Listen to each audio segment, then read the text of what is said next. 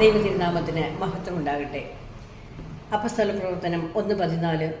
ഇവർ ഏക മനസ്സോടെ യേശുവിൻ്റെ അമ്മയോടും മറ്റു സ്ത്രീകളോടും അവൻ്റെ സഹോദരരോടുമൊപ്പം പ്രാർത്ഥനയിൽ മുഴുകിയിരുന്നു. ഈ ഏകാഗ്രത, ഈ കൂട്ടായ്മയായിരുന്നു അവർക്ക് പരിശുദ്ധാത്മാവിൻ്റെ നിറവ് ലഭിക്കാനിടയായത്. അതുകൊണ്ടാണ് ഈ ലോകത്തെ തന്നെ കീഴ്മേൽ മറിക്കാൻ തക്കവിധം അത്ഭുതങ്ങളും അടയാളങ്ങളും അവർക്ക് പ്രവർത്തിക്കാൻ ശക്തരായത്. ഈ ലോകത്തിൽ ദൈവിക സാന്നിധ്യം വെളിപ്പെടുത്തുവാനായി വിളിക്കപ്പെട്ട സഹോദര സഹോദരി, നീ എന്തുകൊണ്ട് തളർന്നിരിക്കുന്നു? മുടന്തിന് സൗഖ്യം നൽകേണ്ടവനായ നീ തന്നെ എന്തുകൊണ്ട് ആത്മീയ ജീവിതത്തിൽ മുടന്തി നടക്കുന്നു? ഒരു നിമിഷം നമുക്ക് ചിന്തിക്കാം.